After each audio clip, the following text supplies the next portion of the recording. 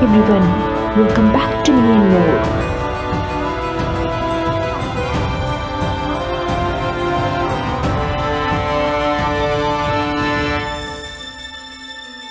Goleta town under Santa Barbara County, located in Golden State of California, is a peaceful, nature-loving town to live in without any major crimes. Only one homicide case was reported in last decade. It all came crashing down on the day of January 30th, 2006, when the city was getting back home and settling down after a routine day. Things take for an ugly turn. Sheriff department was alerted around 9 p.m. about gunfire at post office. It was reported that someone has opened fire on postal department workers and it was a rampage of bullets. Santa Barbara Sheriff's Office Lieutenant Butch Arnold responded to the distress immediately. All the available sheriff's officers rushed towards the postal building. Building was a postal processing unit for the county and it employed over 100 people for the night shift to process the mail. On the initial calls made to 911 reveals that the shooter was female and she has shot one dead.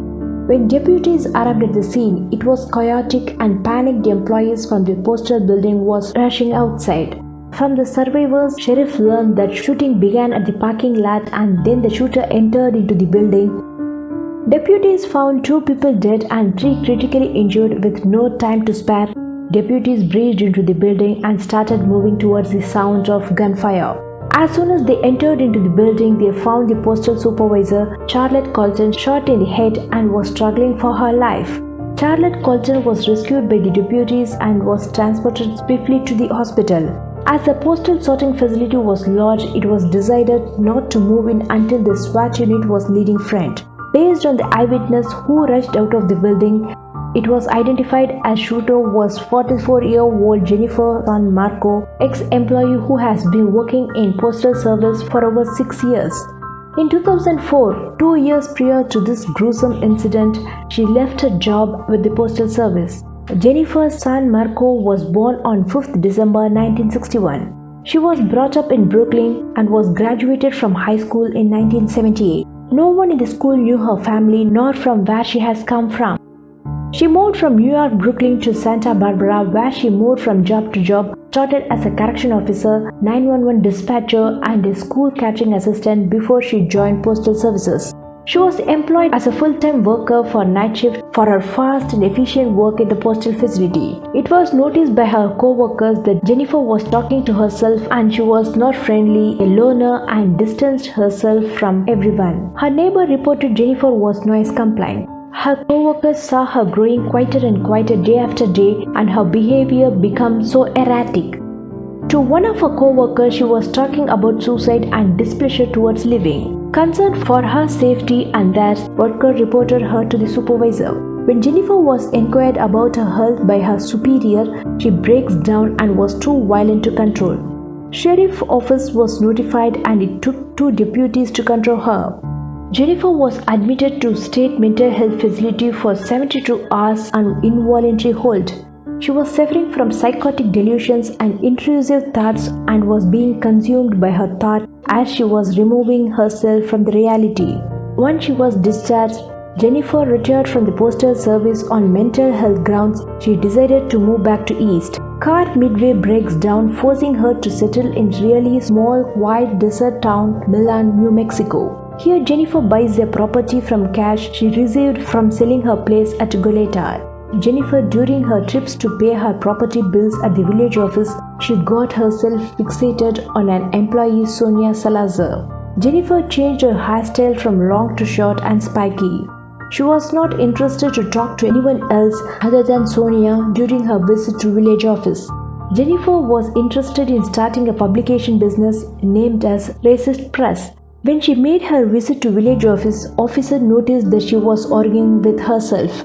Jennifer had 5 volumes of documents that she had written. Document was targeted towards politically motivated racist activities and she believed that US government was somehow controlling people and government was larger based on white supremacy and Nazi supporters. In one of her documents, she mentions about Son of Sam, America's one of the most prolific serial killer who terrorized New Yorkers in the year of 1976. Son of Sam was the postal worker David Berkowitz, who was randomly killing people. It is believed that young white women with long dark hair was his preferred target. Jennifer purchased a handgun along with 200 rounds of ammunition from a pawn shop in New Mexico. Jennifer got into her truck and headed towards California. Jennifer knows that shift change happens at 9 p.m. and she parked her truck at Goleta Postal's facility about 100 feet from the employee entry door. She took an arriving employee at gunpoint and demanded for his ID card for the electric access door. Once he complied, she let him go. On her move towards the door, she encounters 37-year-old Z Fairchild and shot her point blank in the head. She then walked up to 28-year-old Malika Higgins and shot her in the head. Jennifer's third victim was 42-year-old Nicola Grant, shot her just outside the employee entrance door. Then Jennifer moved into sorting facility where she shot 44-year-old supervisor Charlotte Colton. She was moving towards a vault workstation where now 55-year-old Luke Schwartz and Dexter Shannon was working, and Jennifer shot them both, killing Dexter Shannon. Jennifer's pre-killing coming to an end with her killed herself using the same handgun. She was found clutching the handgun. It is believed that Jennifer's thought on suicide was haunting her, and she was feeling that life was not worth living, and she wanted to inflict pain to those whom she felt are responsible for causing her misery before she takes her own life. Jennifer's killing spree at the US Postal Sorting Office ended with 6 dead, including Charlotte Carlton. Things did not come to an end. As the dreadful long night was coming to an end, Lieutenant from Sheriff Office reported another homicide. It was Jennifer's neighbor Beverly Graham, who previously had filed noise complaints against Jennifer. It was her boyfriend who found her dead. It was Jennifer who had broken into her house and killed Beverly to settle the score. Most women simply are not this violent, but why did Jennifer commit such a gruesome act? Thanks for watching this video. Please do subscribe, like and share this video. See you on the next one.